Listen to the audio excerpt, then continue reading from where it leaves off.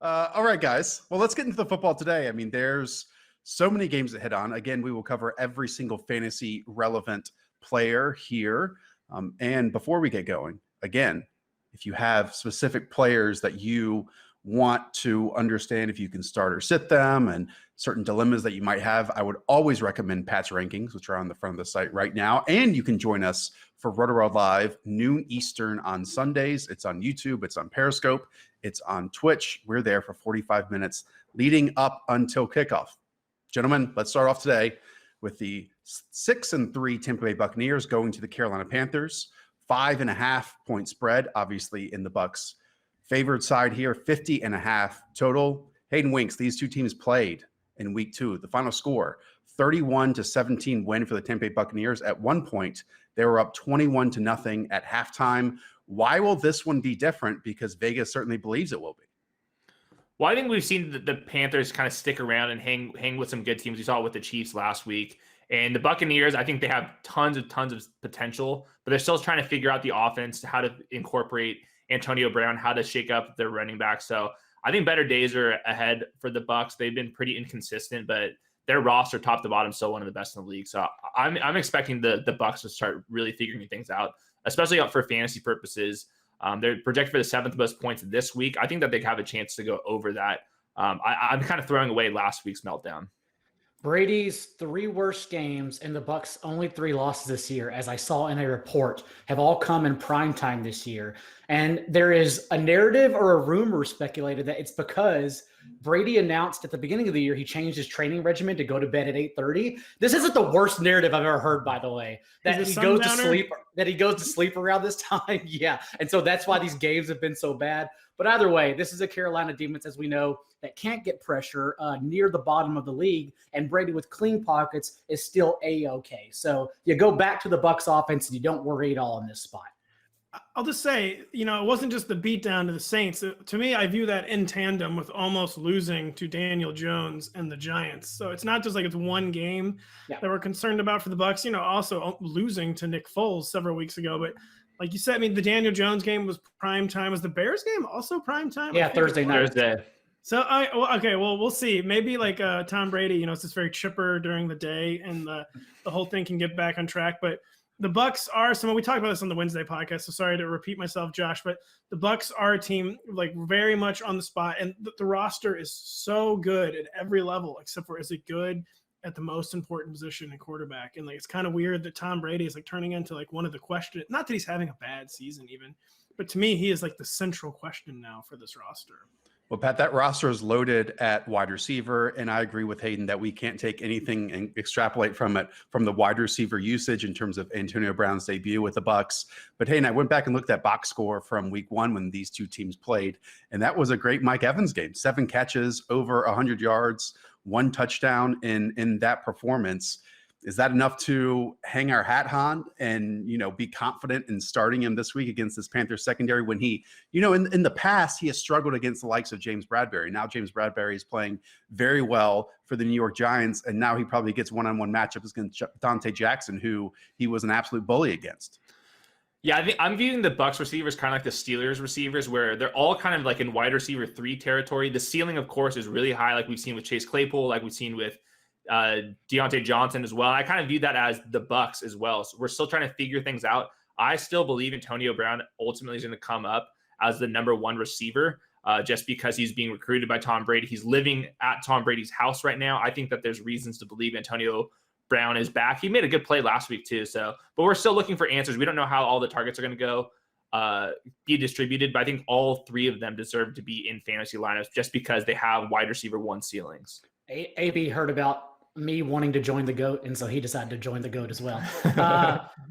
For the Panthers offense, I will say if you streamed Bridgewater last week, I still think you can do it again against this Bucs defense, because what's happening now is that they're still running blitzes at a top 5 rate in the league. And these past 2 weeks, Daniel Jones, when you watch the game, should have had Darius Slayton 5 times over the top. It's just Daniel Jones. He missed them all. And then Drew Brees picked them apart underneath. There was nothing they could do, because when you send lots of blitzes at Drew Brees, what is he going to do? Drop it off. It's the same thing that Teddy Bridgewater is going to do. So I do think the Panthers can score some points in this game.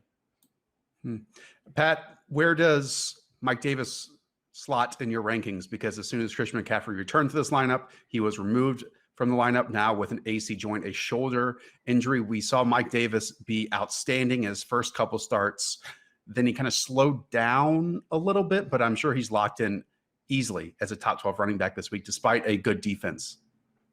I mean, easily is a bit of a stretch, but he is in the top 12. He was really waning kind of on an efficiency basis, both a per rush and a per catch basis before Christian McCaffrey came back. Now he's playing a very, very good Bucs defense, but I mean, there's nowhere else for these touches to go in the backfield. So it's a plug and play, classic plug and play situation. I have him as like RB11 or RB12. And I just want to say, I hate disagreeing with Hayden, but I am still going to be a dissenting voice on Antonio Brown. And I'm still viewing him as kind of like an uncertain wide receiver 4 until we really see where this is going in the Bucs receiver core. Okay, let's move on. Houston Texans and Cleveland Browns, as my voice cracks for absolutely no reason. The 2-6 Houston Texans are on the road against the Browns, who are 3.5-point favorites, who are 5-3, a total of 49 in this game. Daigle, Deshaun Watson is playing unbelievable football right now. David Johnson will be out with a concussion. Almost certainly that means we should get the Duke Johnson show. And while, I've pointed to Myles Garrett having a fantastic year and a potential Defensive Player of the Year candidate, I keep looking at the advanced analytics on this Browns defense, and it is not a good unit. So can Deshaun do enough? Can he carry this team well enough to make them competitive in this game like the desert predicts? It is his first tough test since the last 5 games have come against the Vikings, Jaguars, Titans, Packers, and Jaguars again. However, as you said, he has been absolutely tremendous in that stretch, averaging 68% of his passes completed with 13 touchdowns to 2 interceptions. And Brandon Cooks has stormed out in front of Will Fuller in this time since Romeo Crennel has taken over. 39 targets to Will Fuller's 30, and yet Fuller is still hanging around as a fringe wide receiver run along with Brandon Cooks. So I still think you can go to these guys with confidence because, as we know, the Browns also more of a pass funnel than they are succumb to allowing rushes on the ground. Yeah, the Browns are top 10 in terms of passing yardage allowed, so you can at least pile up the yards against them. And one of my favorite stats from this week, Brandon Cooks is the wide receiver 8 by average points since Bill O'Brien was fired, half PPR. Just what can firing Bob do for you, basically? Yeah, and I saw that Deshaun Watson's number 1 in PFF grade since that firing, and he's down like 13th. They're using slightly more play actions. They're still like not – the offense hasn't changed that much. I think that most of this is the schedule, but like you guys said, I don't think the Browns are like an average defense. They're 15th in passing EPA defense, 23rd in rushing EPA defense. The Texans can't run the ball right now, but Duke Johnson last week filling in for David Johnson had 17.5 expected fantasy points because he's catching all these dump offs. He should be the goal line back as well if they get down there. And the Texans have a 25-point team total. That's like middle of the pack. So I think that Duke Johnson deserves like some high-end RB2, maybe low-end RB1 respect for this week. Where do you have him ranked, Pat? Sorry to catch you off guard while you're drinking coffee. Sorry, RB 14 or 15, I believe. Okay, fringe RB1. Maybe could be a reevaluation. I agree with Hayden. We might be looking at RB1 usage, and it was just kind of an uncertain part of the board. Yeah, I have him RB 15, and that was with Joe Mixon ahead of him, which I'll pour one out, not to ruin that for later in the podcast, but it appears he's not playing. So that's one I could bump a little higher by Friday or Sunday morning. How much of an impact is it that Duke Johnson is facing his former employer, Pat? Does that factor into the math at all? No, it doesn't, because all the revenge game energy this week is taken up by Adrian Peterson's second consecutive revenge game. Just wondering. Yeah. Since last week went so well for AP. Yeah. Speaking of running backs, I believe we're getting Nick Chubb back in this contest. Is that correct? And he's going against a Houston Texans defense that is awful. We've seen J.J. Watt speak and be critical of the entire organization, namely Jack Easterby this week. And we've talked about their linebackers. They're injured. They're slow. They're overpaid. So to me, Hayden, you're just going to get the Nick Chubb if he plays. And if not, Kareem Hunt show. And it's just going to be all on the ground. And then Baker Mayfield's going to be asked to make 1 or 2 or 3 or 4 plays over the course of the game for them to win comfortably.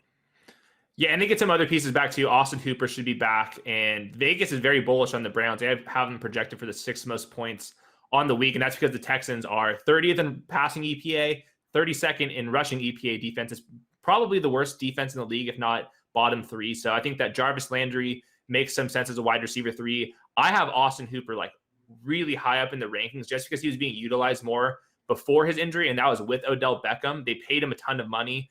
They don't want to use David Njoku, it seems like. So I think that Austin Hooper is probably the biggest beneficiary of Odell Beckham leaving and coming back from his injury. He's been resting for a couple weeks. So I think that he's a good play here. Remember in those first 3 games, Chubb out-touched Kareem Hunt 54-47, but Chubb ranked as the RB8 overall, Hunt as the RB13, because they do have standalone value and can work together, especially in this spot against a Texans front 7 that's allowing the 3rd most fantasy points per game to opposing running backs. So I think you have confidence in both if Chubb is ruled active. Just a weird stat was that Kareem Hunt was actually like way less efficient. Well, that's not the weird part. Was less efficient in Nick Chubb's absence and actually averaged fewer rushing yards per game in Nick Chubb's absence. So it's not like you can claim like Nick Chubb coming back is like good for Kareem Hunt in fantasy, but I think at the very least we should see an uptick in his efficiencies. He's called on in kind of like more advantageous running situations where Nick Chubb gets the more traditional running downs. And my other real quick Browns thought, Jarvis Landry, I just don't know if he's healthy enough to really get higher in the rankings. Pat, and I think a major part of that, and it's good that you brought it up, is Wyatt Teller, who was PFF's like number 1 grade offensive guard, had basically missed the same exact time frame as Nick Chubb had missed, and now he should be returning in this contest too. And so we've seen, the Browns' talent to start the season along the offensive line be among the best in the NFL, and just adding him to create space against one of the best matchups you can possibly imagine, again, smash spot for these players. And another weird stat is that Nick Chubb still, despite only playing 3 full games this year, leads the league in 20-plus yard runs. So you're dropping him in and you're just starting him. Let's go on over to the Washington football team, heading to the Detroit Lions, who are 4.5-point favorites here. They're 3-5, but this has a small total of 46.5 points. Hayden, plenty of signs and plenty of people on Twitter, I might add, after what I wrote this week, point to Antonio Gibson being in a great spot against the Detroit Lions. I am a little nervous, a little terrified, but because of my apprehension and because in every other week I have believed in the talent that is Antonio Gibson, this certainly means it will be a smash spot for him. What do you think, Hayden? Yeah, I was looking at our consensus rankings for this week too, and I was a little lower on Antonio Gibson as well. The Lions are the worst team against fantasy running backs. They're 30th in rushing EPA. All the signs are there, and Washington's only projected to lose by 3.5 points, which is probably less than any of their totals all year outside of that Cowboys game. So I think Antonio Gibson should see 15 to 20 carries. The problem is, and this went viral because of our friend Lord Reeves, 1 touch on 3rd downs for Antonio Gibson this year. He is not getting any of the passing down work, so he's really one-dimensional. And if you're getting 15 carries and none of them are near the goal line, you can really bust out. With that said, I think this is a week to expect Antonio Gibson to have a better than usual week, but he's been like a RB3, maybe a high-end RB3 all season. So if you give him the bump, I think that he like becomes like the RB15, RB20, nothing higher than that. Not to make this into a show about groupthink, Hayden, but I'm just terrified that Alex Smith is going to tank this offense even more. Like it's very concerning that they could just immediately go down by 2 scores, because this is a team that leads the league in percent of snaps down by 2 scores. And I know last week that outside the 3 interceptions, Alex Smith's numbers look pretty good, like over 300 yards and a touchdown. He was bottom in the league in intended air yards per attempt last week at 3.1 yards. And so if Matthew Stafford does play on the other end and they go out to a 14-point lead, we know that Antonio Gibson isn't going to be in the ballgame. It's going to be J.D. McKissick, who played last week in a similar situation, 83% of the time on the field. So I'm nervous, unless Scott Turner has a change of heart, which we have not seen. We've been clamoring for. We have not seen that. If this team is in a major negative game script, then they just don't want to lean on Antonio Gibson. But I think we can all hope that that isn't the case, because we would all hope and want to see him in a very good spot. We shouldn't be using the phrase major negative game script in a game that involves facing the Detroit Lions, especially without Kenny Golladay. I would say it's not possible, just to be frank. And the thing with Antonio Gibson is he's at least unchallenged on early downs. So, I mean, he will have early downs going for him at least the first half. Despite not playing on third down, he still catches like 2 to 3 weekly passes. And he was on the injury report. He's been removed from the injury report.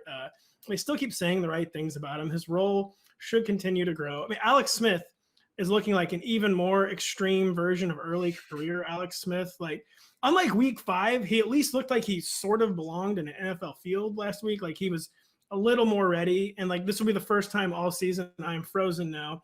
The first time all season that Alex Smith will actually get to prepare for a start. Like, he will have gone into the game knowing he's the starter instead of being thrown into the fire. So I think that, so Alex Smith is just being so conservative, and which is, Josh, you alluded to this too, though. So we're getting a more extreme early career version of Alex Smith, but it's with more turnovers, at least last week, which kind of defeats the purpose of that level of play. Yeah. I think even with more conservative Alex Smith, there's going to be more catches, I believe, for Antonio Gibson, even if J.D. McKissick is still catching 6 to 7 weekly passes. I'm speaking 1,000 miles a minute right now. To Pat's point, we now have 3 games that Stafford has played without Kenny Golladay, and he's averaged 7 yards per attempt and 13.6 fantasy points per game. The answer to roster instead or in place of Kenny Golladay for this offense is no one. You just avoid him. So you play Marvin Jones, you play DeAndre Swift, even though Adrian Peterson will still be involved, and that's pretty much it for me here. Wow. So no, interesting. God. I mean, I could see this going either way because we have seen this Lions offensive line give up pressure. We know Washington creates pressure. I mean, again, this is one where, and I've even seen at a 4.5 point spread right now, Hayden, that if you're really feeling what Alex Smith can do and you're feeling that Washington, where they really could have beaten the Giants last week if they had just a stable, let's say, flow of the game, because it was completely disrupted with Kyle Allen's injury. Like, I'm not going to say that Washington is a good football team and that they're better than 2-6, but you know, they're much closer to the Lions. I think we're all saying this than they are a lot of other opponents they might face this season. So I'll say 2 things to wrap up. I think that Alex Smith might be the worst starting quarterback this week, even though there's some other backups. He's really bad right now. And There's I don't strong blame competition. him. There's strong I competition. know, but he looks so timid right now. And Rotopat, please do not assign me this game. This game's horrible.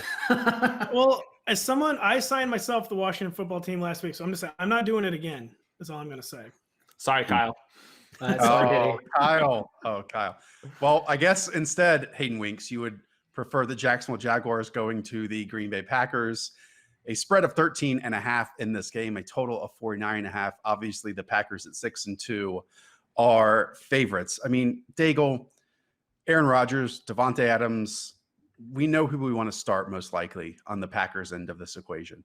Last week, though, we saw Jake Luton almost immediately on the second or third throw of the game make DJ Chark usable, made him relevant all over again. Are you going back to that well against a Packers defense that has not been great, and they might be without their number 1 quarterback in Jair Alexander this week? Yeah, we'll see if Jair Alexander, we both tripped up there, plays. But at the end of the day, Shark did see a 31.5% target share from Luton, who didn't look bad. Of course, he hit Shark for a 73-yard touchdown to open the game and then averaged 6.8 yards per attempt with a pick on his 37 other throws. He did have that one Derrick Henry-like run that got the Jaguars tied in the game because he stiffed-armed the linebacker and right in. So the Luton experience was sort of fun, but come on, now we're in a 2-touchdown underdog spot at Lambeau Field, a rookie's first road game as well against an offense that has hummed along against every team except the Buccaneers defense. So I worry about this spot in general, especially if Alexander just cancels out Shark. Well, it was even without the 73-yard touchdown, it would have been DJ Shark's second most productive game of the season. So hopefully the rookie is at least, committing to his number 1 weapon, which has been a problem all year for the Jaguars, maybe partly because of injuries. But as of Thursday, Jair Alexander, who in addition to the concussion also has a hand injury, has not resumed practicing. And that would, I don't think any of us are going to be like excited about Jake Luton as like anything other than like a low end QB2 or like total DFS punt. But no, Jair Alexander would certainly solidify DJ Shark as is a real deal wide receiver 2 this week. Yeah, over the last month, DJ Chark's top 10 in targets and air yards per game. He's up to wide receiver 7 fantasy usage. I think even with Alexander, he's like a volume-based wide receiver 2. Even though the team total's down to like 19 points, that's the second worst on the week. We just know that he's the only receiver basically involved right now.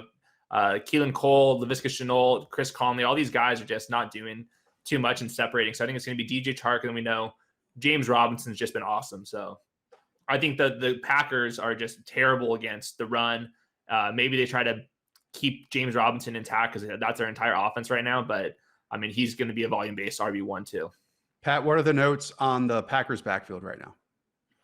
Aaron Jones is playing. Jamal Williams is back. Tyler Ervin is not canceled. He's just out of the picture. I believe Dexter Williams has been cut.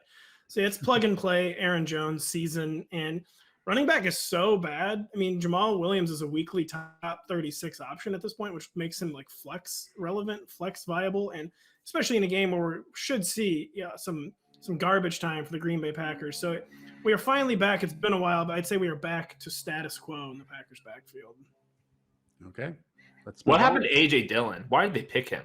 I mean, second round, he's doing nothing. They're not giving him any snaps. But the reason he didn't get any snaps last week is because he was on the COVID protocol, I believe, along with everyone else because he was in close contact, right? I believe he actually had coronavirus. Okay. He was the one who he tested positive, and then Jamal Williams was a close contact, which is why they were both canceled out. Aaron Jones did return and handled 20 touches, I believe. And remember, that was a blowout game. He could have gone longer. He looked great immediately. He was making spry cuts despite being away with a calf injury. So Aaron Jones is the guy you just roll back in. He's clearly past whatever injury he had. Right. Yeah, I was mostly just talking about why they draft him. Like, why they draft Jordan Love too? I know, it's just wild.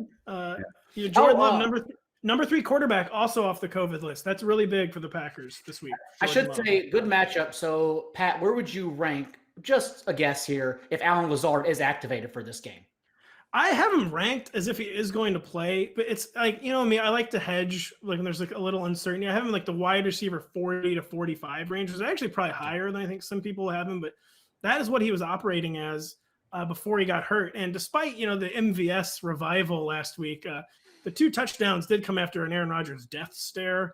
And, Robert Tonyan is he's kind of waning from relevance. So I do think Lazard will be wide receiver 4 viable again. Maybe not this week, but I am ranking him as that. So wide receiver 40 to 45. The past month, Devontae Adams has 34 catches, and the next closest is Tonyan with 11. Like they are going to need somebody immediately, and they will thrust him right back in there.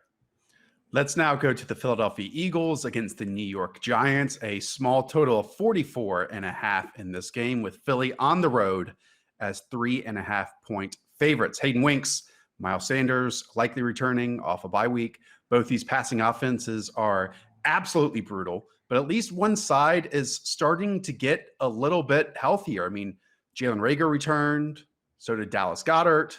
So I think we have to be feeling a lot better about the Eagles than we are about the Giants, yes?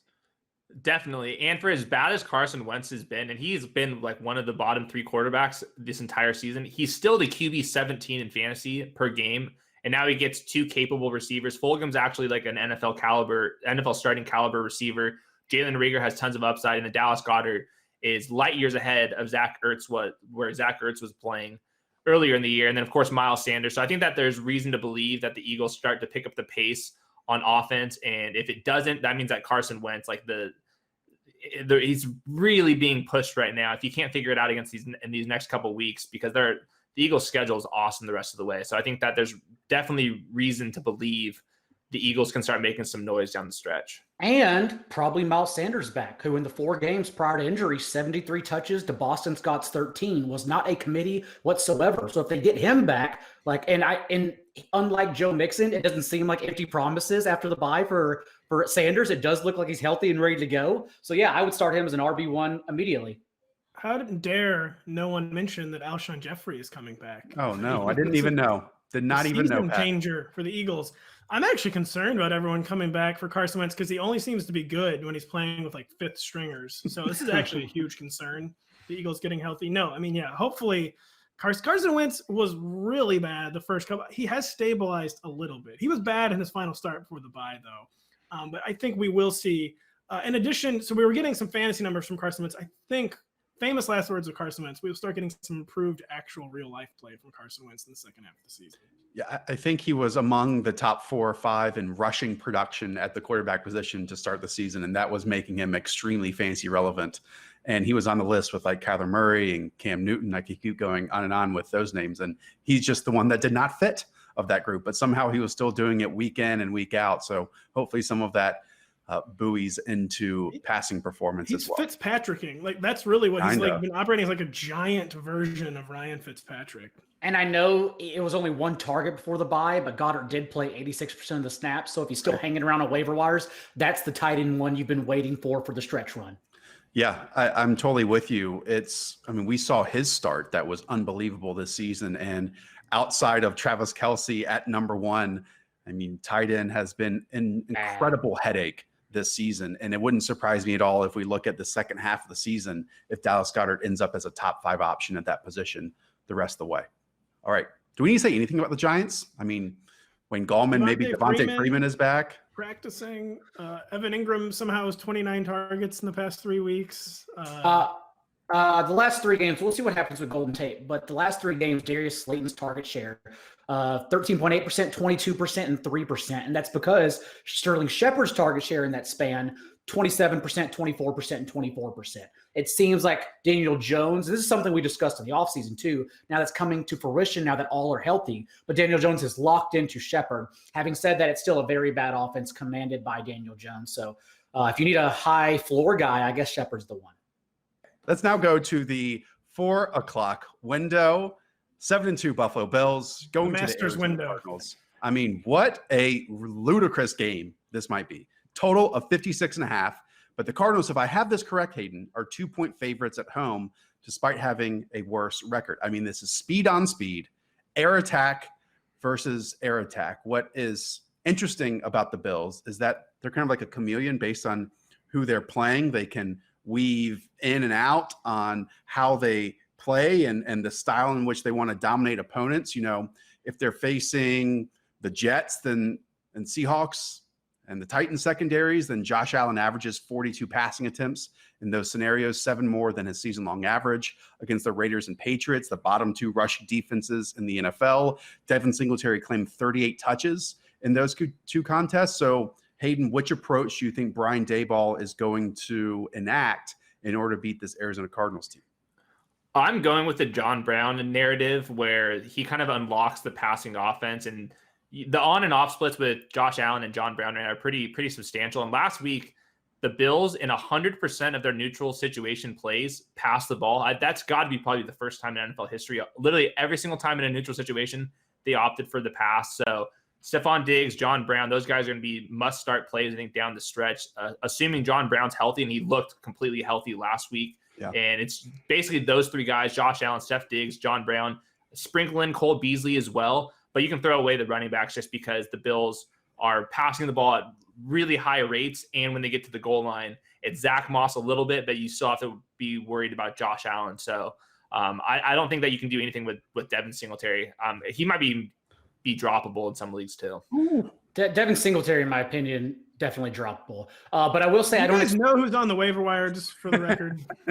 Ryan Nall is on the waiver wire. Ryan Nall is on the waiver wire. I will say, I don't expect the same game plan. 32 attempts, I believe it was, to 11 running back carries. A concerted effort against Seattle's, as we know, very bad secondary and defending wide receivers. But there are no ancillary options for Josh Allen to throw to, which always makes Diggs and John Brown, when healthy, that much stronger. We now have seen that Cole Beasley has averaged the 49th most fantasy points per game in 7 starts alongside John Brown this year. And then in 2 starts without him, the 16th most. So Cole Beasley not even a factor as long as Brown is as healthy as he was last week.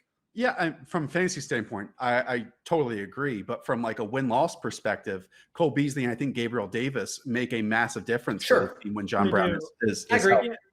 And John Brown, it frees up some like wide open looks for Gabriel Davis, who's like a really huge play threat. And I really like, I love the matchup. So the Cardinals were kind of like almost like the Panthers early in the season, where they were kind of bending against the pass but not breaking. But since losing Chandler Jones, they've been starting to break against the pass. Every week they're signing like a new veteran cornerback who is like on his last legs, basically. This is another potential complete eruption spot for the Bills offense. I totally agree with Hayden.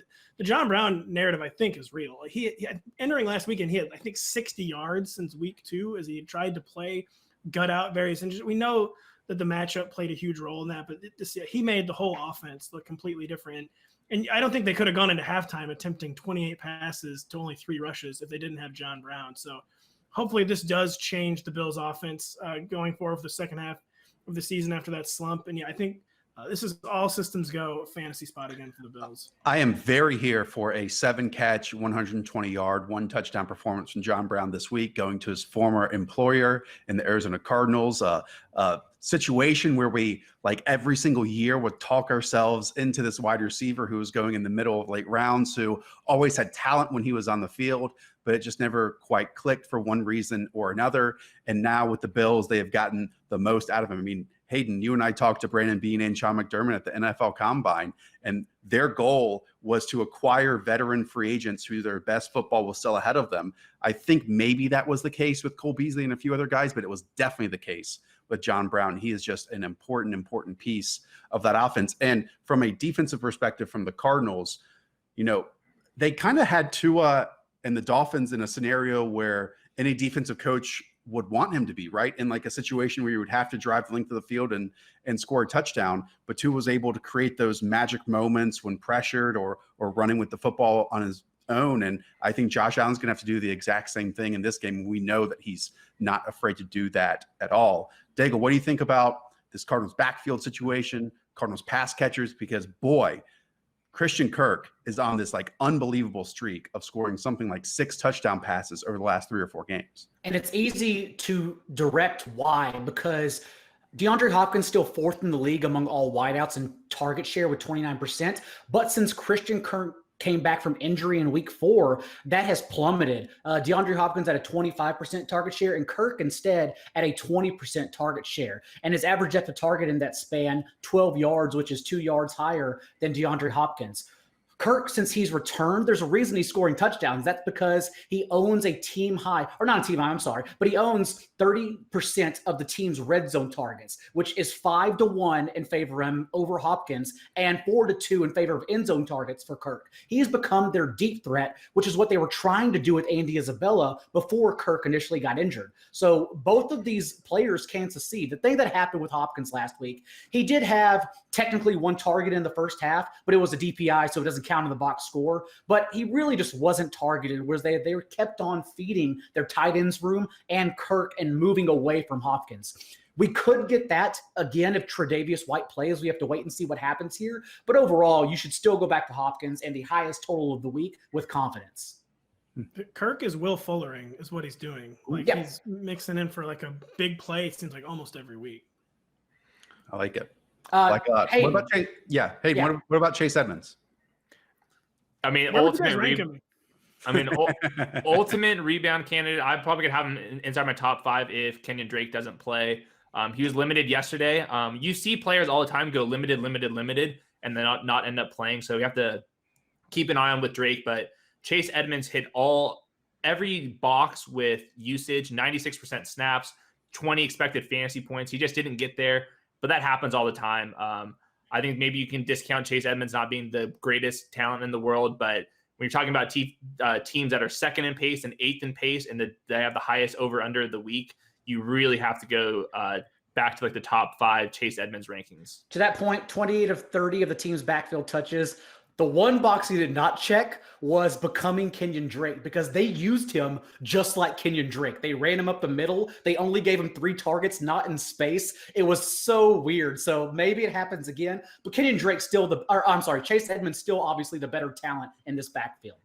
I was just gonna say it was a very touching Alexander Madison tribute. We don't want that this week. And I've had people literally, I don't know what you call it, they've been lolling at me in my mentions for having Chase Edmonds as the RB5. So I'm glad to see some RB5 solidarity. Alexander Madison didn't even catch passes though. Like Chase Edmonds was still involved throughout the entire game. Let's go now to the Denver Broncos and the Las Vegas Raiders, a 51 total. In this one, 4.5 point. The Vegas Raiders are favorites, 5-3 on the season. All right. Drew Lock is on his pre-2020 Josh Allen flow right now. I mean, I saw this statistic in Lord Reeves' worksheet this week. He's awful in poor downfield passing. I mean, 12 of 45 on 15-plus yard attempts this season. That's a 27% completion percentage with 1 touchdown and 4 interceptions. Again, guy with big arm cannot throw downfield. But he's attempting those passes at the second highest rate in the NFL. So, I mean, something's got to change here. But Daigle, what might change is facing this Las Vegas Raiders defense that is not good in the secondary and not good stopping the run either. Yeah, so Locke, the same reason we like Justin Herbert, besides Justin Herbert being an amazing player we'll talk about later, is because he's facing this Raiders defense again. Median rate of pressure, 21%, still ranked 29th overall in Football Outsiders' adjusted sack rate metric.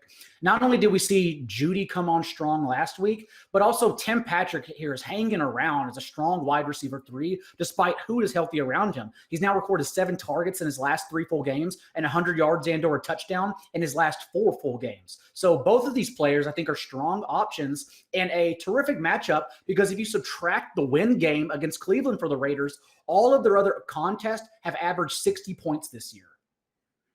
Yeah, I mean, haters will say it's photoshopped, but Drew Lock is the QB3 and QB8 over the past 2 weeks, and you can't. He's just an amazing player, guy. I mean, Mizzou churns out quarterbacks. Now you want to claim him again?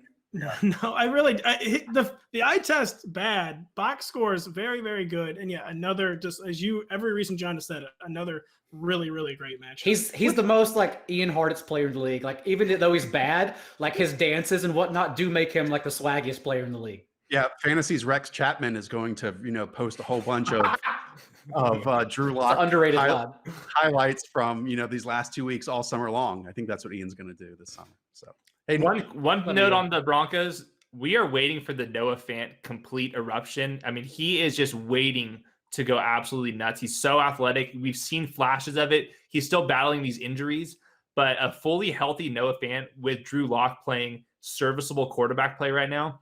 I mean, the upside is through the roof. I have him maybe like top 5, top 6, just waiting for these eruptions to happen because the tight end position right now is so weak and only a few guys, maybe nobody outside like Travis Kelce has the potential of Noah Fant. And likely more end zone and red zone targets since that was previously owned by Albert O, of course, with a team high 5 end zone targets because he just tore his ACL. So lots more 11 personnel down the stretch, lots more Noah Fant, I would think. Fant would be a top 3 option this week. It's just he's really gutting through this ankle, and you have to just hedge and lower expectations a little bit. But it's a shame because he is ready to go nuclear once he gets healthy. What are our overall thoughts on Derek Carr right now? Because talk about waiting in the wings. I think Las Vegas Raiders Twitter is about to jump in everyone's face in terms of wanting more positive things said about their quarterback. Now, I think it's a great offensive line he's playing behind right now, like a top 5 unit in the NFL, despite missing Trent Brown at points this season. And it seems like he's going to be missing again this week. But it's a very narrow team in terms of targets and target trees that we always talk about. Yet John Gruden, I think, is emerging as a top 10 play caller in this league. If not, he's already there because he's making it work each and every week. And I think that there's something admirable that needs to be said about that, Pat. I was muted. I just mute. I go catatonic when I hear Derek Carr. John Gruden is a master game planner. I mean, he's been doing the best with limited talent. It's one of those guys where it's become a situation where I wish I could see John Gruden with a better quarterback. But too with Derek Carr, he was kind of proving the fantasy haters wrong for a while, but last week, pretty good matchup in this diminished Chargers defense, and he completed 13 passes for 165 yards. So I don't know if it's the Drew Lock fantasy moment, which was never really there. Is that coming and going already? Because they seem like a team where they would benefit, from getting their target tree down. It's some weeks Nelson Aguilar is leading the receiver core, and some weeks, Henry Ruggs is only getting 1 to 2 targets. I feel like they would benefit from maybe having a more clearly defined target tree, but yeah, I mean, John Gruden, he does deserve props for kind of taking an offense full of outcasts kind of and making it servable, making it very efficient. But I think it's still kind of doomed for the same reasons it just lacks that upside that you really, really need. And the scheming can only take this collection of talent so far, basically. Las Vegas is growing the world's largest sequoia because it's Alec Ingold, Jason Witten, Darren Waller, Nelson Aguilar, not Henry Ruggs, literally everyone involved weekly. So it's just really tough to pin down who to play Derek Carr with. But the fact is, it's more recency bias that's affected him because we've now had the tornado game in Cleveland, and then this past week, a season low 23 attempts, only because the Chargers and Anthony Lynn tried to keep the ball away from the Raiders, afforded them just the 6th lowest time of possession on the entire week. So I think Derek Carr's a great spot, especially since this Denver defense that has been banged up has allowed 43, 30, and 34 points their last 3 games now. I'll just say he might be kind of hard ceilings like Teddy Bridgewater. I feel like we're very efficient and we'll get about 2 touchdowns every week, but you're just going to have a hard time getting 3 or 4 touchdown games out of Derek Carr. Hayden, over under 9 times you watched those first 2 quarters of the NFL season with Henry Ruggs. I miss them so much, Josh. I mean, I still believe that they'll get him some touches down the stretch, but he's definitely a wait and see player. The other note, Josh Jacobs, it's been like this for both seasons. In wins, when they're leading, he gets all the touches in the world. He's a locked in RB1 when you can expect them to win. They're 5-point favorites here. So I think that Josh Jacobs, who I kind of flip as like either a high end RB2 or like a top 6 running back, I think this week he's getting closer to that like top 6, top 7, just because the Broncos run defense is okay. They still have lost so much talent. And I mean, the Raiders are projected for 28 in a quarter points. That's the 5th most on the week. Darren Waller, Josh Jacobs, those are going to be the guys that are going to be finding the end zone. This is going to be a good game. Well, this 4:00 window is loaded because next up we have the Los Angeles Chargers facing the Miami Dolphins. Dolphins 2.5 points favorite at home, 48.5, total in this one. Pat, Justin Herbert versus Tua Tagovailoa was a massive debate during the NFL draft process, and now in week 10 of the NFL season, we can know some truths about both of these guys, right? From Justin Herbert, he has exceeded every single person's expectation. I mean, he is throwing downfield, making these incredible big plays, putting the team on his back in these scenarios and trusting his arm much more than we ever expected him to. He's so willing to make mistakes, but also just create magic. On the other side, like heading into the NFL draft, Tua was always this quarterback who was inside of structure so often because Alabama was just so much better than everyone else. He was on schedule. He was on task. He had a quick release, right receiver, right time scenarios. But then last week against the Arizona Cardinals, we saw him make magic of his own and scramble and create plays that really wasn't expected of him. So this should be just an exciting matchup just from the quarterback to quarterback standpoint. Yeah, and when evaluating this game, it's hard not to think back to the draft and like Dolphins fans, like in my mentions, basically on the verge of like full-on panic attacks at the idea that the Dolphins might take Justin Herbert over Tua Tagovailoa, and like I played into that too. Like, yeah, this would be a terrible decision because apparently, I mean, I just was completely wrong on Justin Herbert when I just thought he was a very conservative passer and someone who was just inaccurate down the field. Apparently, Oregon just used him as badly as they possibly could, but I'm very excited for the matchup. I'm very excited for Justin Herbert to face, another really good defense because like it's a big test for Justin Herbert, but he's already had 2 big tests. He didn't know until 5 minutes before the game he'd be facing the Chiefs and had like one of the best NFL debuts you'll ever see. And then he lit up the Tampa Bay Buccaneers. So Justin Herbert has just been one of the best players in the NFL, not one of the best rookies, not one of the best. He's been one of the best players in the entire NFL since making his debut. So yeah, and Tua, it was weird. You kind of had to put his debut just kind of in the garbage can because it was such weird game flow against the Rams. Just such a bizarre, not a repeatable game. And we really saw some of that Tua magic in the second half last week. And yeah, this is one of the games of the week.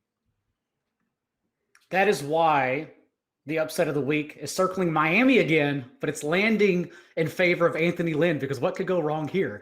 Justin Herbert, of course, top 5 in fantasy points per game among quarterbacks. And the fact is the Miami's defense, although I respect them and they have been better and healthy, they haven't had a test like Herbert, who is a walking field position just with one flick of his wrist. They suffocated Jared Goff. Go figure. And then, of course, played Kyler Murray, who only had 5 incompletions, rushed for over 100 yards, peppered them for 3 touchdowns in that game. So it's a completely different test here. And I like the Chargers and Justin Herbert to just outright win. Yeah, Diggle, I owe you Oscar's tacos and some tequila for last week's game. Of course, Donald Parham couldn't come through for me and catch that pass down the corner of the end zone. That was the difference, man. Yeah, they always find a way to lose. What's new with the Chargers? I agree. The way the Chargers offense is built is, I think, makes a lot of sense with Mike Williams going downfield. Keenan Allen can kind of do both, but mostly underneath. And the missing ingredient is still Hunter Henry, who's running all of the routes. He's still like teetering on like tight end 1-2 usage, but I don't know if injuries have caught up to him or what's his deal right now. He's just missing out on some bigger plays. So I think you have to go back to the well with Hunter Henry, but he's another one of these tight ends where you wish there was more production, but there's still some reason to believe that more production could be coming. So I wouldn't completely throw away Hunter Henry quite yet. Dayton, are you a little surprised that the total here is only 48.5? Because, I mean, you have these two offenses that have put up points this season in multiple spots. Is it because Miami's defense has shown to be fantastic in situations? The Chargers obviously have some pass rushers that can give Tua, and that Miami Dolphins offensive line fits. Do you think that's the reason why? Yeah, I'm kind of conflicted here too, because I think the Chargers are the much better roster, but the coaching difference is probably the biggest coaching difference of the week in favor of the Dolphins. So it's really hard to tell. And the Dolphins have been kind of hiding their offense a little bit. They're 30th in pace, and they're just not everything's lining up. They just traded away their slot receiver. They're missing Preston Williams now. So you're going to be relying on like Mac Holland and Jakeem Grant if Devontae Parker's not doing anything. So I think there is maybe not a lot of reasons to believe in a massive game, but I think that the game itself should be very close. And I think that these teams both should be pretty happy with their quarterback selections. All of these rookie quarterbacks look awesome. Diego, we need to talk about the running back situations on both sides, right? Because on the Chargers end, you had Joshua Kelly, you had Kalen Ballage last week. I think part of that was also Troymaine Pope, who in week 8, if I'm getting my math correct, was the one who had the hot hand over Joshua Kelly, but then missed that week 9 performance. So you could have a trio of backs, which I think Anthony Lynn in that situation is going to then find the hot hand this week and then continue to ride that, which we have no way of predicting who it's going to be. And then on the Dolphins end, Matt Breida returns. And while the Dolphins have not shown any inclination in giving Matt Breida a feature back workload, now he's competing with randos, absolute randos at that position. So it's difficult to get a grasp on either one of these backfields. Not only does Breida return, but DeAndre Washington is eligible to be activated this week. So whether Jordan Howard, who got the touches inside the 10 like we expected, or Savon Ahmed, who was the most efficient of their runners last week, are even active in this game, we don't know. And for the other side of the ball, it's the same conundrum. Like you said, Kalen Ballage was only used because, one, Justin Jackson went down, but then also Troymaine Pope was not available once Justin Jackson went down. It's a total guessing game. I guess there's nothing wrong in playing like Kalen Ballage and Troymaine Pope and Matt Breida if you want to, but you got to know that the floor is 0 for all these guys here because it's a complete guessing game. Even Josh Kelly had 14 touches last week, and it didn't matter at all because he has to score to actually matter in fantasy football. All right. I will say the hot hand for the Chargers is Justin Herbert. Just like pass the ball on 80% of the plays and just forget about it. Like stop worrying about all these guys that were either undrafted, day 3 players. I mean, none of these guys are difference makers. The hot hand is your quarterback. And I just lost my point. Move on. All right. Let's move on to the Seattle Seahawks and Los Angeles Rams. Total of 55.5. Rams, despite being 5-3 and coming off a bye, are 1.5 point favorites here. Pat, I'll lay it out to you. I side with Sean McVay against one of the worst NFL defenses in this game. You know me. I am not a major advocate for Jared Goff, but that's because in situations against good defenses, against good teams, he crumbles against pressure and against pass rush. This is a Jared Goff get-right spot if I could ever see one. Sean McVay coming off a bye, being able to think of just one individual opponent, a team that he has good history against in the Seattle Seahawks, a team that cannot rush the passer, cannot cover anyone, and he's going to scheme up all these jet actions, all these open receivers over the middle of the field, down the field, and dare I say that I'm all aboard the Jared Goff bandwagon here in Week 10. Yeah, I mean, we about blueprint games. We're like, this team stopped this team this way, and now everyone does that. We saw the blueprint against the Seahawks, and that is literally never run. Only pass, just truly do not run. And it goes against everything Sean McVay wants to do, of course. But as you said, the Seahawks have no pass rush. The Seahawks are actually tough against the run. I mean, I think they're top 3 in terms of like yards per carry allowed and rushing yards per game allowed. Part of that, of course, is because teams are just throwing on them nonstop. But yeah, I mean, this is the spot for Jared Goff. And rankings, you try to not like overreact too much to matchup. Like matchups always, of course, weight the ranks and like decide as tiebreakers.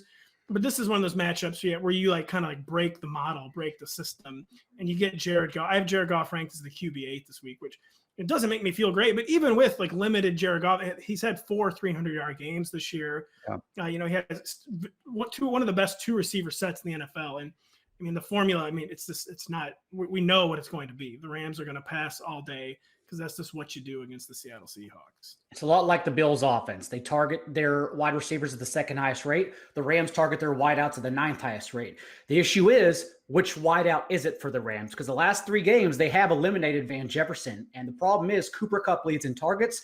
Robert Woods leads in red zone targets, also getting these nifty little sweeps behind the line of scrimmage every week. And then Josh Reynolds leads in end zone targets as they have leaned on more 11 personnel.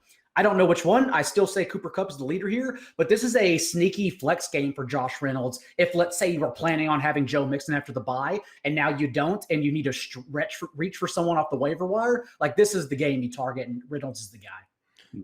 Yeah, the Seahawks have allowed the 2nd most deep completions this year, and Josh Reynolds is the Rams' deep threat. So I think that, and over the last 3 weeks, Josh Reynolds all the way up to wide receiver 27 fantasy usage, which is a big surprise. The Rams are projected for the 4th most points on the slate. So I agree with Diego. He's a rock solid flex play this week. He's still a little boom bust just the way he's being utilized, but you want to chase the ceiling against the Seahawks, who I believe are on pace to break like Peyton Manning's like passing production record on defense this year. They've been like record breakingly bad. So, of course, yeah, Jared Goff, Cooper Kupp, Robert Woods, Josh Reynolds, all of them. They have allowed 308 more yards than the next closest defense historically that was last considered the worst. Yeah, they've allowed more yards through 8 weeks than anyone else ever had through 9 weeks. It's amazing. They want this record. They want it. All right, Josh, your turn. Give us a Seattle defensive stat. Well, let's not forget right before the bye, Cooper Kupp had 21 freaking targets in the contest. Yeah. So expect him just get peppered here in this game. We didn't talk at all about the Seattle side yet, and maybe even both backfields need a little bit of a conversation. But Seattle, we saw a couple weeks ago that it was not Travis Homer that got lead back duties. It was DJ Dallas, and then they come back the next week, and DJ Dallas loses that feature back workload, and it's over to Travis Homer and a few other names. Now Pete Carroll is just talking about running when he's talking about injuries. Like, I don't know if you guys saw his quote from his press conference yesterday, but I was on blurb duty. And I was like, I'm not even going to blurb this, dude. What are you talking about? This is gibberish. Maybe that's the point. He doesn't want us to make news. Anyways, Chris Carson was still out of practice, but he is closer than Carlos Hyde to returning. What I'm trying to say is, guys, do we think that Seattle, it's even worth taking the risk of playing any of these running backs in this spot? Yes. Oh, you go first. No, I was going to say not if Chris Carson is healthy, because, well, that defies the point. Because Chris Carson would be the only one you want to play. No one else is an option if Chris Carson's healthy. But if Chris Carson's not healthy, then Pat, tag team.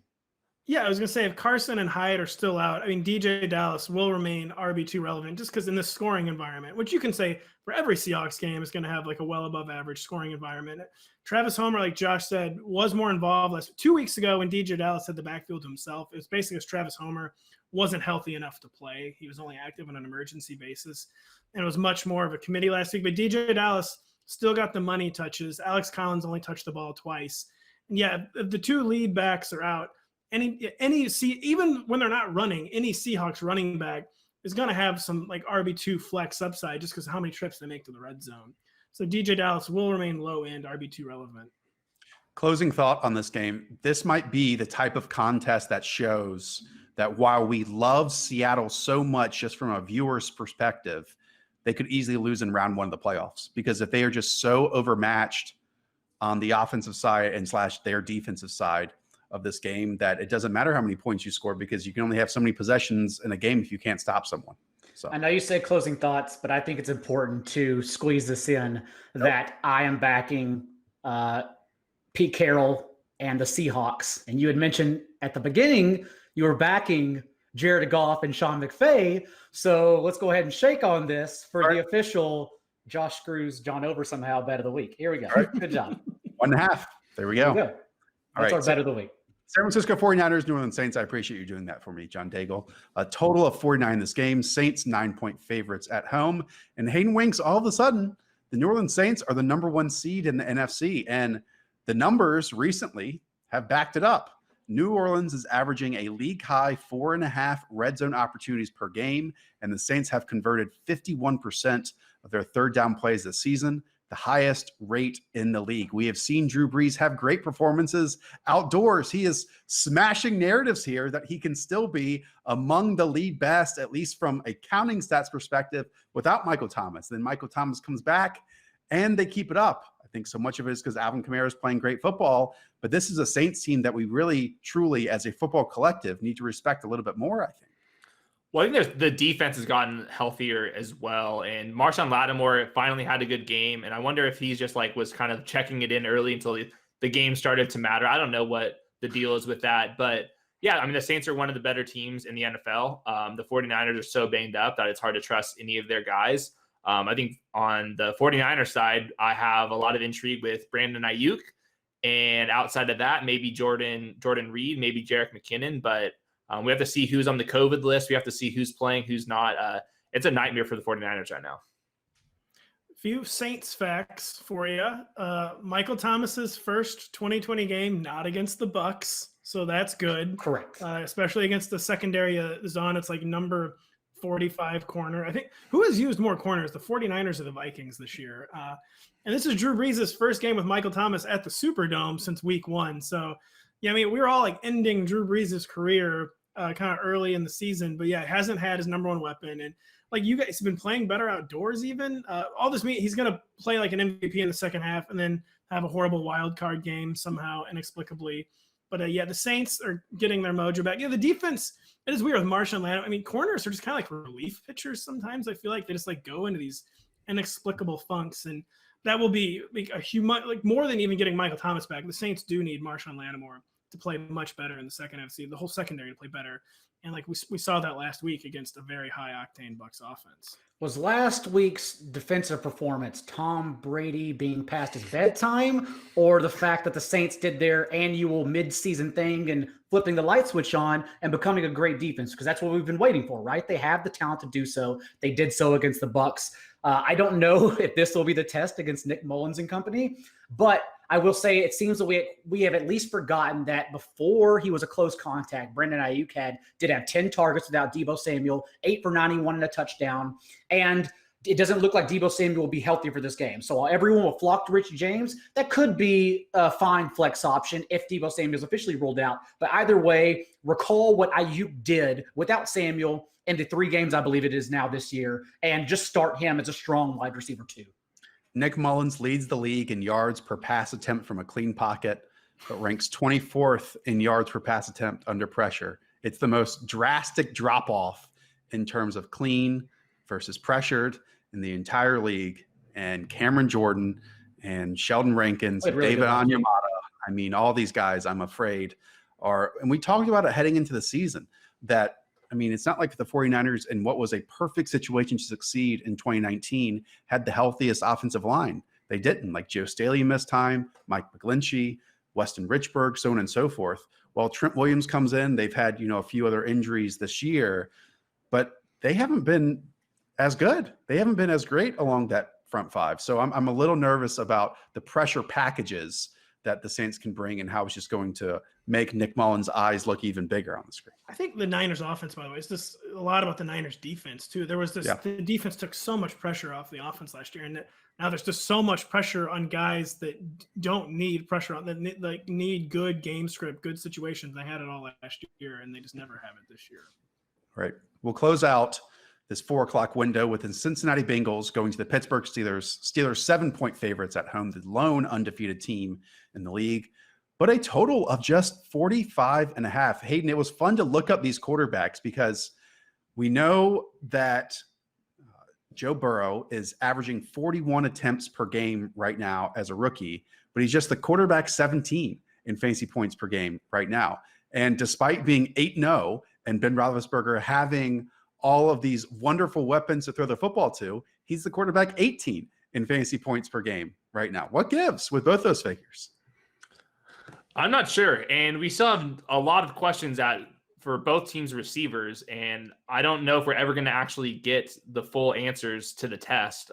So Yeah, I think Deontay Johnson, Chase Claypool, I would rank them above Juju Smith-Schuster, but we're going to have this conversation every week. It's going to be very inconsistent. I still think that Chase Claypool is the best receiver, and I think long-term, I would rather have him, but Deontay Johnson's getting all the looks. Juju's somewhere in between, and we've seen Big Ben, especially after last week, when he got this knee injury, he was standing in the pocket, not moving, and just throwing the ball underneath.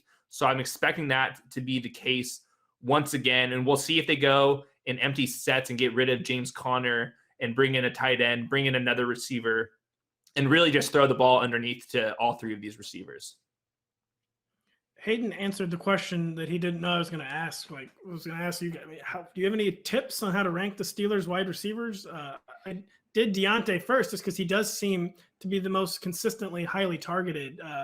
But I also did Chase Claypool second. The Bengals have kind of weirdly decent slot coverage. It's probably just like a statistical outlier or like snafu, but they have weirdly decent slot coverage. But I mean, and same thing with the Bengals. Like, how do I the two different teams, like every week, I mean, who should I be ranking higher, Tyler Boyd or T. Higgins? And it's just two very, very unsettled receiver cores that typically we have a better idea by week 10. You guys check my memory on this, but didn't Joe Burrow, it was against the Ravens, right? He just had an absolute nightmare of a performance. Yes. He just was seeing ghosts. It looked like he just couldn't operate and couldn't function. And, in the other 7 games this season, he's looked really composed for a rookie. But, the Ravens defense, I think you can easily compare it to this Pittsburgh Steelers defense. And that's very worrying to me, where we're just not going to hit value and hit our standard production of what we expect from this Bengals team, especially Daigle, without Joe Mixon, because he's still not practicing for this game. That Ravens game was actually the only loss greater than 1 score for the Bengals all year long.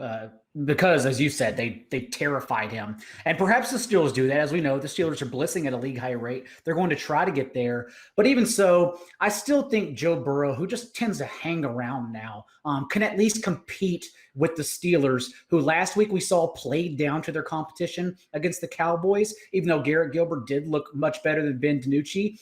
But Burrow, we know, is just a totally different aspect altogether. And now he's not only has, as Pat mentioned, Boyd, T. Higgins, and A.J. Green. I really do believe Brian Callahan, I think Auden Tate's going to be involved here. Season high in snaps and targets before the bye. They came out afterwards on Monday and said they do want to get him more involved here down the stretch. I think he's going to eat at A.J. Green's too high of target share, to be honest. And we're going to see what they come out with, because I would like to see 4 wide receiver sets for this team to respond against the Steelers offense that is still bottom 5 in the league and splash plays allowed through the air. Yeah, Dave, you nailed it. I do think that after the bye, AJ Green's usage is going to come way down. You're going to see T. Higgins becoming a more solidified wide receiver 3, maybe even a wide receiver 2. And Tyler Boyd, I don't think this is the week to go all in on Tyler Boyd just because the Bengals are projected for less than 20 points.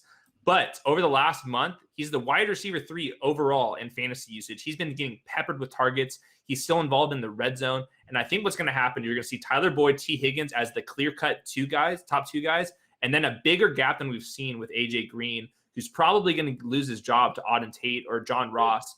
And kind of deservedly so. If you're the Bengals, might as well see what you have with Auden Tate, because you're probably not going to sign A.J. Green long-term at this point.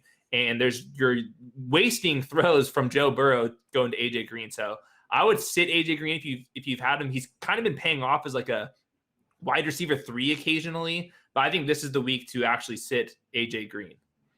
Sunday night football. The 6-2 Baltimore Ravens are 7-point favorites on the road against the New England Patriots. One of the smallest totals of the weekend, 43.5 in this game. Pat, we saw Cam Newton lift and help his team to victory over the lowly New York Jets last week. And guess what? Now you get the Baltimore Ravens. And the number one conclusion we can make for Cam Newton in a Patriots jersey is that rushing production is required for him in order to hit value as, a top 12, top 10, top 8 quarterback. I mean, he's tied for 3rd in the NFL with 8 rushing scores this season, only behind Dalvin Cook and Todd Gurley. And only 2 of his 7 contests saw him exceed 175 passing yards. So with all of that said, Pat, we can't expect him to do that against this Ravens defense, can we? Probably not. I mean, Josh, you were ahead of the curve on this, talking about Cam's health and not, looking anywhere really close to 100%. I mean, That was so obvious Monday night against the Jets, where he was accurate actually, but it looked like he was like shot putting the ball almost, and no deep targets whatsoever. I mean, part of that, I'm sure, is because of the personnel, but the passing game did stabilize a little bit because he finally found like a connection with Jacoby Myers, like a really consistent connection. Now they have another over the middle of the field target that they added for an Isaiah Ford for this week. So maybe the Pats offense can kind of survive on finally supplementing the running game with some consistent passing production in the middle of the field. And I mean, what I am really, really interested in seeing this week is Lamar Jackson against Bill Belichick and this Patriots defense. But the Patriots run defense has been terrible. The defense on the whole, so gutted by opt-outs, but kind of hanging around. And, going into this game, one of the narratives is going to be Lamar Jackson saying this week that opposing teams are literally calling out their plays on defense. And Bill Belichick is always a terrible matchup for young quarterbacks. He's a bad matchup for dual threat quarterbacks. And if Lamar Jackson is already on the record, teams are literally announcing what plays we're going to run. I'm worried about the matchup against Bill Belichick. And this is like the season hinging on this moment for both these teams, I feel like, because the Ravens need to get their offense in gear. And, the Patriots desperately need to win every week. I think it's going to be a closer game than expected. Like a very, very telling game for both teams. My counter, the Patriots defense is just so damn slow. Like they are just, I understand that they might be able to call out what he's going to do beforehand, Pat, but I don't think they're going to be able to get there in time. Lamar Jackson, while I totally agree that we've been talking about, it's feet, it's yards, it's inches away from hitting like it was last year. I did like this past week where they got Marquise Brown a little bit more involved in the intermediate game. Somehow Nick Boyle is emerging as the tight end with, that is being targeted in this game. But if we can just have the Lamar Jackson, Gus Edwards not fumbling near the goal line, J.K. Dobbins show, I don't know how, even if they are well coached, even if they do have a great game plan, the Patriots stopping this team on the other side of the ball. I just can't take my brain into that place right now, Pat. It's the same defense that held Joe Flacco to only 4 plays in the fourth quarter. So don't tell me they're not ready back to the Baltimore Ravens. Gus Edwards out-touched by J.K. Dobbins just 29-30 these past 2 games. But even in only rushing for 2.3 yards per carry, 23 yards, I believe, plus coughed up a fumble inside the 5-yard line, finished as the RB27 overall because that's what it's become the past 2 or 3 weeks at that position. So you're still starting Dobbins and Edwards with confidence since it looks like Ingram is going to go through an entire week DMP again, and he's looking at an extended absence with that high ankle sprain. The Patriots are allowing the 14th most yards per play since 1970. I mean, there's like 6 or 7 teams that are in the top 15, but the Patriots are 14th worst all time. It's pretty nuts. I mean, this game lacks a lot of fantasy appeal on both sides. I think that Jacoby Myers has earned maybe wide receiver 3 play, but you're now throwing in Isaiah Ford. This offense could completely go in the gutter, but his usage is through the charts. And I think he looks pretty good, honestly. I think that he's going to be a long-time starter for the Patriots. I wouldn't be surprised by that. Stephon Gilmore, I believe, is returning for this game. At least he's been practicing, so that's a boost. But these are the bottom 6 defenses scored in DVOA right now. The Texans, the Jets, the Bengals, the Raiders, the Jaguars, and the Patriots. I mean, this is a departure from this Patriots team that was one of the defenses that was one of the best in the NFL over the last year or two. And now they just don't have it. They don't have it. It's like when, a group is just trying to hang on for 1 or 2 or 3 extra years. What is it? Is this a basketball analogy? Paul Pierce, Kevin Garnett, and Ray Allen, and then it just all crumbled in the end, and you just go away trying to remember the good old days. Well, that's kind of what the Patriots are right now. And Pat, as we discussed in the midweek show, they'll head into the 2021 season, the second most cap room in the NFL at 80-something million, and just be able to build a whole new roster. It's true that's how they've looked, but it's not quite a fair comparison because of the opt-outs. The opt-outs really changed the overall tenor of this defense, and that it could be they're going to all be a year older next year, but it could be a very easy bounce-back defense in 2021. True. I think one avenue of success is because I think Calais Campbell's out multiple weeks of the calf strain. If he's missing in the anchor spot, the interior of that defense, if that just is a major factor and tanks this unit, but I just don't see that as a real possibility. One person rarely has that much pulling power on the defensive side of the football. So. Also, 2 notes. Cam Newton still getting it done. Top 11 quarterback in 4 of his last 5 games. The anomaly being the game where he was benched. I'm starting him as a QB1 this week, and Josh is not. What are you doing? Why wouldn't you start Cam Newton? Yeah, I've got him top 16. I mean, the 8 rushing touchdowns in 7 games, and he had his first passing touchdown since getting coronavirus last week too. Things are trending up. But I mean, to me, he is such a matchup dependent player right now. And if he's not, like, there is no passing. He's not a matchup dependent player, a power running quarterback. I think for fantasy, he's not matchup dependent because we know what the Patriots are going to do in the red zone near the goal line. They're going to give the ball to Cam Newton. Okay. I guess we'll find out. I want to hear John's spiel, though. I want to hear John's spiel on Mr. Cam Newton. I mean, that was my spiel. Like, we're going to disagree on it. That's fine. Like, if you're telling me Drew Lock or Derek Carr, these guys in good matchups, but Cam Newton in a worse matchup, but has the rushing floor, I take the legs every single time. That gives me another out. That's just Drew Lock's got some legs, by the way. That's the way Drew Lock has a lot of things. Being good is not one of them. That's just the way I rank players for me. Also, quick note, Des Bryant still rostered, or not still, but rostered in 23% of Yahoo leagues. Like, come on. I thought we taught y'all better than that. What are we doing here? Ravens cover the 7. We'll put it that way. All right. Ravens win by 2 scores. Cam Newton still a top 1 quarterback. I think the Patriots will cover. Okay. Pat, I mean, you've been firm in your Bill Belichick belief this year, and I appreciate that. Someone has to. As the world crumbles around him. All right. Let's close it out. He outfoxed Joe Flacco. I don't know what more you want. I know. All right, let's close out with Monday Night Football. The Minnesota Vikings on the road, despite being 3-5, are 2.5-point favorites against the Chicago Bears, who are still somehow 5-4. Hayden Winks, what gets you juiced about this game? I mean, other than Dalvin Cook, is there anything that gets you juiced about this contest? Because, man, Chicago Bears started the season, I wouldn't say well, but if we just looked at like the win-loss column, there was something that Chicago could believe in. But now they've regressed back to reality, and there is absolutely nothing positive other than Allen Robinson coming down with these circus-like grabs over and over and over again and saving his quarterback. That's enjoyable to watch about this Bears team. Yeah, the Bears are unwatchable. I mean, they're not even throwing the ball to Allen Robinson right now either. It's super frustrating. If you look at their last couple weeks, it's Darnell Mooney, Anthony Miller, Allen Robinson, and Jimmy Graham basically having the same target share, which is just nuts. I can't believe that they're not throwing the ball to Allen Robinson even more. I don't know if that's a Nick Foles thing, but the one thing is, like we've mentioned time and time again, the Vikings cornerback situation is awful. The pass rush situation is awful. So I think the Bears have a chance to hang in here. And I think Allen Robinson, you have to just like trust the process and hopefully that the targets completely go back up again as like a top 15 wide receiver. But I mean, David Montgomery's getting all the usage in the world, is doing nothing with it. Nick Foles is just Nick Foles. So, I mean, it's bleak out here. Only 14 more Bears primetime games, so we can at least mark another one off the calendar after this.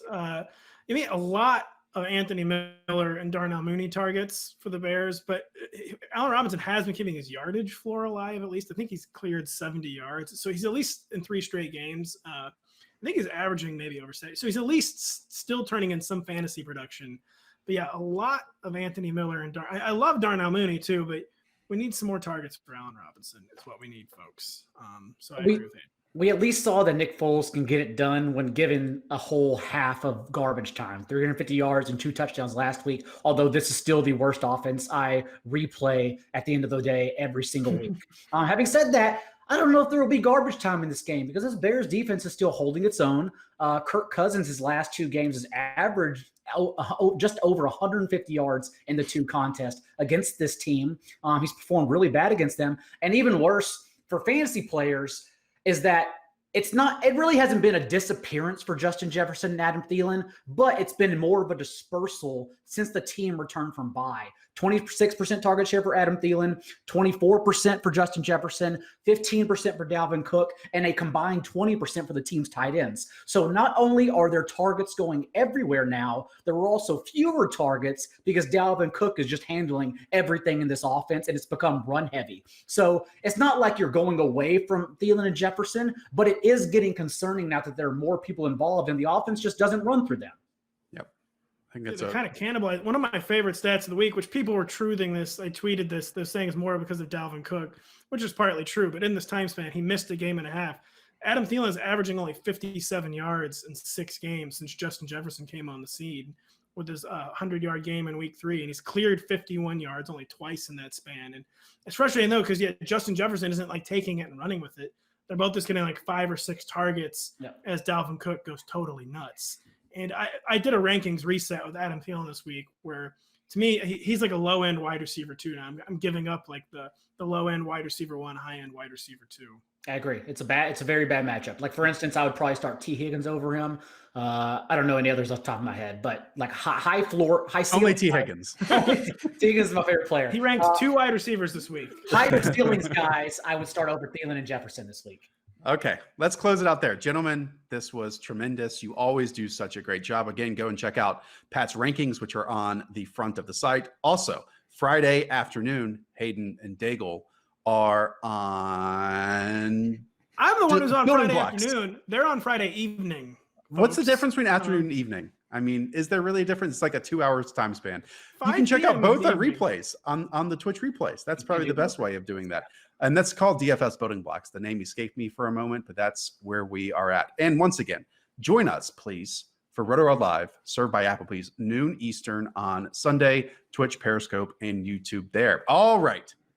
Thank you, everyone, for joining us. For Pat, for Daigle, for Hayden, I'm Josh Norris, up the Villa. Talk to y'all soon. See ya.